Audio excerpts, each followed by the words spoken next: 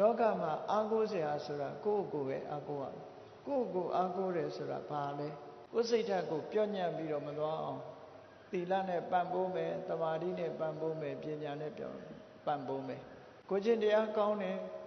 စိတ်ဓာတ်တည်ငြိမ်မှုရှိတယ်အသိပညာတွေထက်မြက်တယ်ဆိုလို့ရှိရင်အဲ့ဒီပုဂ္ဂိုလ်ဟာမြည်မြတော့လောကရန်တွေနဲ့ကြုံအဆိုးလောကရန်နဲ့မြည်မြပဲကြုံအကောင်းလောကရန်နဲ့မြည်မြပဲကြုံလောကသဘာဝကြီးကိုလစ်လျူရှုပြီးတော့လှုပ်တဲ့လှုပ်ထိုက်တာကိုလှုပ်သွားလို့သူ့ရဲ့စိတ်ဓာတ်ဟာရင်းရိုင်လှုပ်ရှားပြီးတော့နှိမ့်ကျသွားခြင်းဘယ်တော့မှမရှိဘူးတဲ့ဒါကြောင့်မြတ်စွာဘုရားရဲ့အဆုံးအမဗုဒ္ဓဘာသာဝင်သူတော်စင်အနေနဲ့ဒါအမြဲတမ်း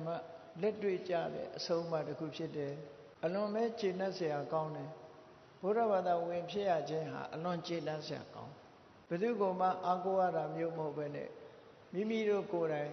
ကောင်းမွန်အောင်လေ့ကျင့်ပြီးတော့ကိုယ်အားကိုယ်လုပ်ရတယ်ဆိုတာစိတ်သိကျေနပ်စရာကောင်းတာပေါ့အရာရာမှာသူများကိုမော်ကြည့်ပြီးသူများရဲ့အဆုံးအဖြတ်ခံနေရတဲ့ဟာဘလောက်ဒုက္ခရောက်တယ်လဲဆိုတာစဉ်းစားကြည့်လေကိုယ်မဆုံးဖြတ်နိုင်ဘူးလို့ဆိုကြတဲ့ကသူများမျက်နှာကြည့်နေရတဲ့အနေအထားမျိုးသူများအလိုလိုက်နေရတဲ့ဒုက္ခ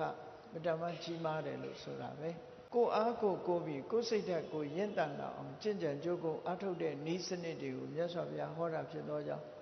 ဘုန်းကြီးတို့တွေဟာဒီစနစ်အတိုင်းသီလကောင်းအောင်ကြိုးစားရမယ်သမာဓိတွေရင့်ကျက်လာအောင်ကြိုးစားရမယ်ပညာတွေထက်မြက်လာအောင်ကြိုးစားပေးရမယ်အဲ့ဒါလို့ကြိုးစားပေးမှလောကကြီးထဲမှာအောင်မြင်မှုဆိုတဲ့တရဖူကိုဆောင်းနိုင်ကြမှာဖြစ်တယ်ပေါ့ဒီဘဝမှာအောင်မြင်မှုရတယ်လို့နောက်ဘဝတွေမှာလည်းပဲအောင်မြင်မှုကိုရနိုင်တယ်လို့ဒီလိုဆိုတာ